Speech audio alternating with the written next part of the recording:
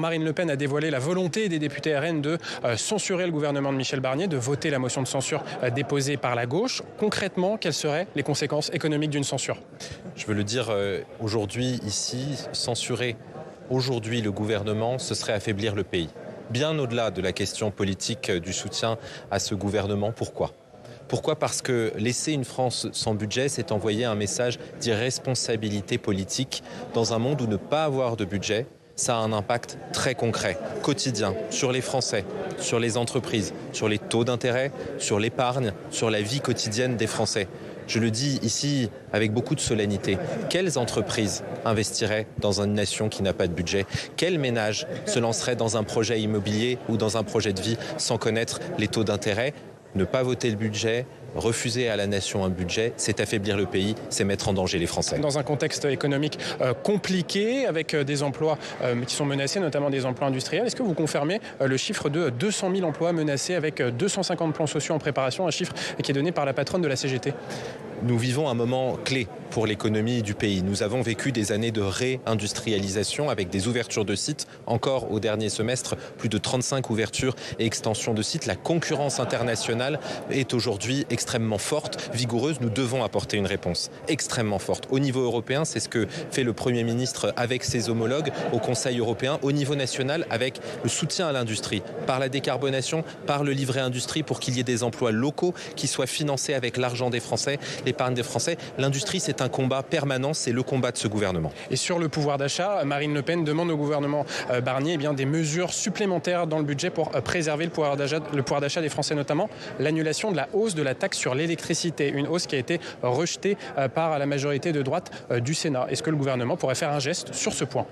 Le Premier ministre l'a dit d'emblée, c'est un budget perfectible, élaboré en une quinzaine de jours. Il y a déjà eu des évolutions. Il y a eu une évolution à la demande de certains parlementaires sur les retraites. Il y a une évolution sur la question des allègements de cotisations pour soutenir les entreprises, l'emploi, parce que le coût du travail est une des problématiques de notre pays. Et donc sur l'électricité, il peut y avoir une évolution ? Ce sont les discussions qui se mèneront sans aucun doute. Il ne faut pas ici regarder sans responsabilité ce qui se passe. Si nous pouvons mettre des économies, si certains mettent des économies face à de nouvelles propositions de dépenses ou de moindres recettes, nous les examinons, nous les retiendrons à chaque fois que c'est possible parce que ici il n'est pas question d'affaires politiciennes, il est question du budget de la nation.